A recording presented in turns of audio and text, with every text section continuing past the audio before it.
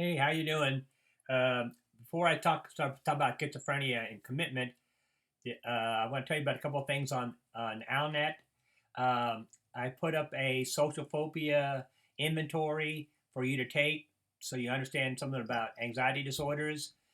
I also put up the Kite, and the Kite is a inventory developed by Kite. That's what they call it, the Kite, who was a very conservative psychiatrist, kind of like a Mike Pence kind of guy.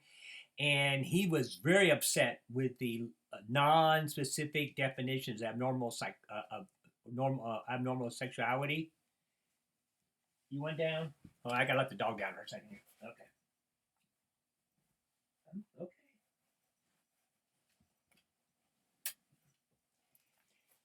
And so he got really upset.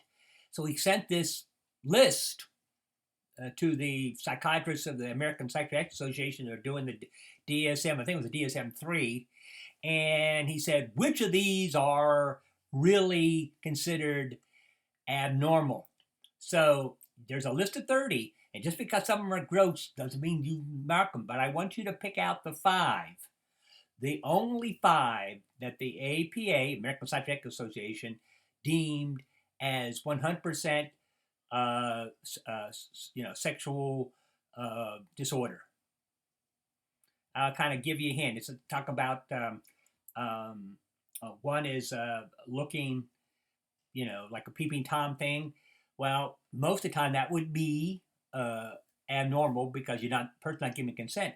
But if you go to a males go to a strip club and watch someone in a pool, or women go to see Chippendale dancers, then that's not 100%. So I'm asking you, and you turn that in, 100, pick out the five, and then email me what you consider the five. That's 1 point for each correct answer.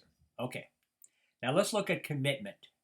Commitment, it used to be, oh my God, when I was your age, I don't know, centuries ago, to get somebody committed, you just needed a family member and a lawyer.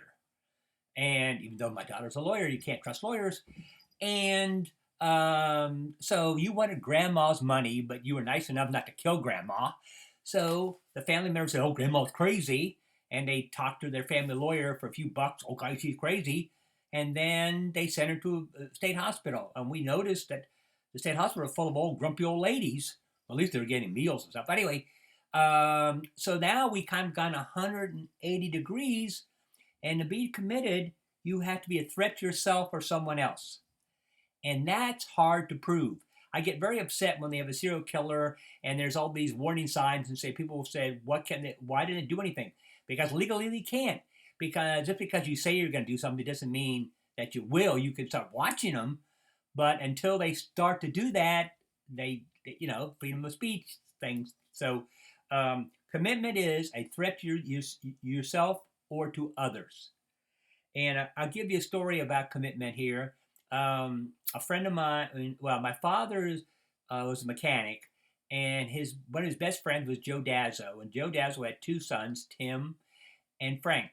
Frank is now at Michigan State University, and he's a psychobiologist. And him and I were pretty good friends. And Tim was a bit older.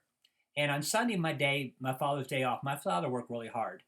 And Tim was a hypochondriac with cars. His car never ran right. So he would come over every Sunday and have my father work on it, which really ticked me off. But anyway, I would call every Sunday, like a good son, to check on my parents. And when my mother answered the phone, everything was fine. When my dad answered the phone, I knew there was trouble. And so I called home. I'm in Fulton, they're in Miami, Florida. And my father answered the phone and, oh my God, what's up? What's wrong, Dad? Says, Tim here. I go, yeah, I know. Tim's always there on Sunday. He says, no, no, no. Tim come flying into the house, shut the door, shut the windows, and said that there are Martians out in the front lawn. And he had a gun. Oh my God. So my father said, what should I do? And before I could say anything, I could hear Tim say, hang up the phone, hang up the phone. The Martians could come through the line. So he hung up the phone. Now here's my dilemma. Do I call the Dade County Police Department and the SWAT team and they shoot up the house because Tim shoots at them thinking they're Martians and everybody gets killed, or I wait it out. So, like an idiot, I waited it out. And, well, it was a good decision. So, 45 minutes later, I get a call from my mom. Yeah, things are better. I said, "Where's Tim?" "Oh, Tim's here eating some sandwiches and watermelon, watching the Dolphin game." I said, "What happened to the Martians?" "Well, the Martians discovered that Tim was there and they left." "Oh, good." So I got my father on the phone and I said, "Dad, go take Tim to the Veterans Hospital, a couple about 8 blocks from our house." And I said, "There's a professor there, doctor there named Mr. Williams. I did some research for him, and so see if he can help you out." Tim got in the car. They drove to the Veterans Hospital. The Mr. Williams comes down, talks to my father, said some nice things about me, which I appreciated. And my father said this, told him the story, and Dr. Williams said 2 things. Did he threaten himself? No. Did he threaten you with a gun? No. Threatened Martians? Well, sorry, can't do anything. So eventually, and this will tell you a time thing, Bush was president, the first one, and Tim decided to go see Bush to tell him about the Martians because he's one of the few people that can see them. And so Tim went looking for Martians. And so he got in his car, and I think he drove to Virginia, well, he'd gone to the White House. He got 4 speeding tickets, 2 in Florida and 2 in Virginia. I guess you can drive like a bat of hell in Georgia and South Carolina. And he told the story to all these policemen. But the final one, little smart guy, and he said, how are you going to fight these Martians off when I have a gun? He said, "Are you going to the White House with a gun?" "Yeah." "Oh, yeah, I'm just protecting myself. I'm going to tell the president." And then that was a red flag, thank goodness. And they took him and they got him helped. So that's what I talk about commitment. It is super hard to prove. And so a threat to yourself or someone else, to get behavioral data to support it is very difficult. So what we're going to talk about next on the next video is schizophrenia. And that is the largest portion of patients in a hospital. And we're going to talk about schizophrenia and all its symptoms. And you'll notice, remember I said about how psychosexual disorders are kind of vague? These are bing, bing, bing, bing.